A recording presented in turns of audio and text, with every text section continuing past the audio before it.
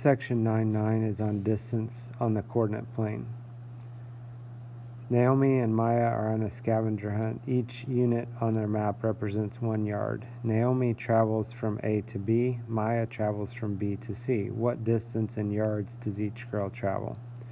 So what we're looking at in this section, they're going to be giving you some points that are either straight across from each other horizontally or in line with each other vertically. There's a few different ways that we can find the distance between these points. One option is to count the intervals. So kind of like in this case, we could count squares. We can't always do this quite as easily if we have decimals or fractions, if it's a partial square maybe, but we could still even do it in that case. So anyway, in this case, if we did it this way, basically we're counting how many squares it is between A and B, and that would be 7. So the distance between those points would be 7, and each square represents 1 yard, so that would be 7 yards. Another way we could do this is looking at the absolute values. So in this case, we have different signs. With different signs, we're going to end up adding the absolute values. I'll mention that a little bit more in a minute. But basically, we're looking, since we're going horizontally, look at the x-coordinates if you do it this way. So the x-coordinates we have for A, the x-coordinate was -5, and the absolute value of -5 is 5, which basically just tells us that this distance is 5 units. And then the x value of B is 2. The absolute value of 2 is 2, so that tells us this distance is 2. And so then if we add those distances together, 5 plus 2 is 7, so that total distance would be 7 yards. And that's another way you can do this, kind of similar to the absolute value option, but instead of actually finding absolute values, you could just think about, how far is A away from the y-axis, and that would be 5 units. Okay, this distance is 5, and then how far is B away from the y-axis, and that's 2, and you can see we would have to add those two together to figure out the total distance, which would be 7 yards. Like I said, this is just another option. If you prefer the method we did before, then you're welcome to do it that way. This next part I'm just going to mention, and I'm not going to leave this on here for super long, so if you want to write this down or anything, you'll probably need to pause the video. This just talks about if you're doing absolute values, what we just looked at, the example we just looked at, if they were in different quadrants, then you end up taking the absolute values and adding them together. If they're in the same quadrants, you take the absolute values and subtract them from each other. And if you draw this out, it should make sense, the reason why same quadrants you subtract. I just circled the S's in case anybody does it this way, just to make note that S for same quadrant and S for subtract. That's just a way to help you remember that you need to subtract on that part. Okay, and like I said, drawing the number line and figuring out your distance is probably going to be an easier method for you. So we'll look at some examples here. They want us to identify 2 possible missing coordinates. This first coordinate they give us, in this case 0, 4, that's our starting point. So at 0, 4, that's where we're going to start from. And then from that point, we want to find other points that have a vertical distance of 2. Vertical means up or down. So from 0, 4, we want to go 2 units up or 2 units down. And we're going to do both of those. These are 2 options, 2 answers. So if we go 2 units up, that would take us to the point 0, 6. If we go 2 units down from the 0, 4, that would take us to the point 0, 2. And if you'll notice what they have here, in this problem, it says 0 question mark. So we're trying to figure out the question mark. In this case is the y value. So technically just the question mark would be filled in by a 6 and a 2 or a 2 and a 6.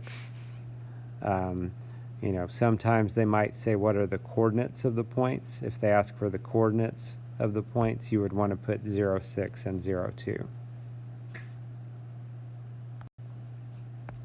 Here's a similar example. So we've got 5, 1 is our starting point. So we've got that one graphed. And then we want a vertical distance of 4. So same idea, we want to go 4 units away. So if you go up 4 units from that point, you can just count up 4. 1, 2, 3, 4. That would take us to here, which would be the point 5, 5. Another option, we could go from the point 5, 1, we could go down 4 units. 1, 2, 3, 4 would take us to the point 5, negative 3. Okay, and if you'll notice this, we had 5, 1, we're going 4 away. So, you know, 4 above, if you go up 4 units from 1 takes you to 5, so that's like adding 4 to the y value. And then from 1 to negative 3, we're going down 4. So it's like kind of like subtracting 4. Okay, and it would work out the same like if you just think of a number line. You know, how far, if we're at negative 1 and we go 4 units to the left, that would take us to negative 3. It's the same concept, it's just that here we're going vertically instead of horizontally. So technically our answer, we're filling in the question mark. The question mark could be filled in by 5 or negative 3. If they wanted the coordinates, we would say we would say 5, 5 and 5, negative 3. The next part, they want us to find the distance between these 2 points, and for this you can use graph paper. If you don't have graph paper, just take 2 pieces of lined paper, 2 pieces of loose leaf paper, and if you rotate one of them 90 degrees, then that will make basically squares. If you line them up good, it'll make squares. It'll make it like graph paper. You can tape them together if you want or whatever. Otherwise, if you have access to graph paper, you can go that route. So to find the distance between these points, so we have negative 1.52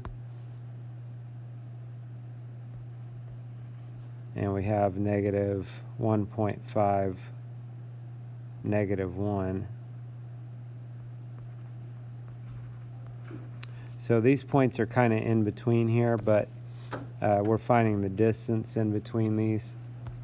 And so the distance in this case, this is a nice even distance that we can count the squares and see that that distance is 3 units. Number 13, similar idea. So 1.5 and 6/10, and then negative 0.5 and 6/10, and we're finding the distance between those.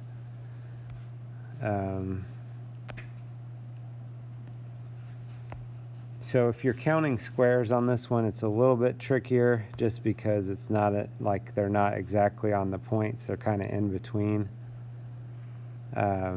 If you'll notice, we do have one complete square in between them right here, and then we have 2 partial squares.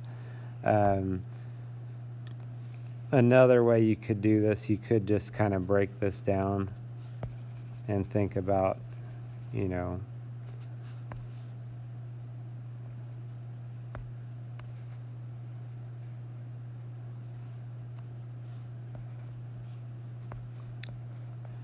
could think about how far it is from the y-axis. So from negative 0.5 to 0, negative 0.5 to 0, that'd be 0.5 or 1/2.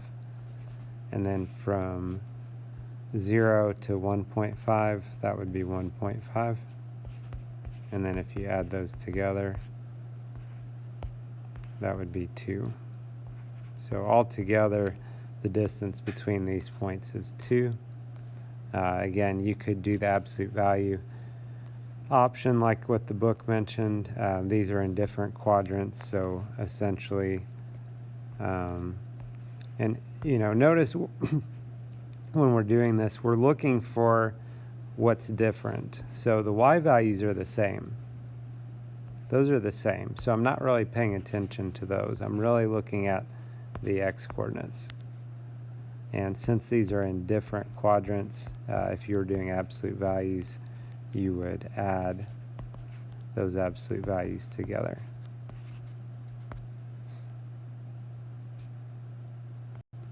We look at number 20, we've got -1, 1 and -1, 7. This is a little bit nicer because these are right on the dots, right on the corners of our squares. So basically, if you look at this one, see how the x's are the same again. So we're looking at the y's. So to go from 1 to 7, that's a difference of 6 units. So this distance is 6 between these points. So this gives you an idea of how to find the distance between points on a coordinate plane. Have a good day.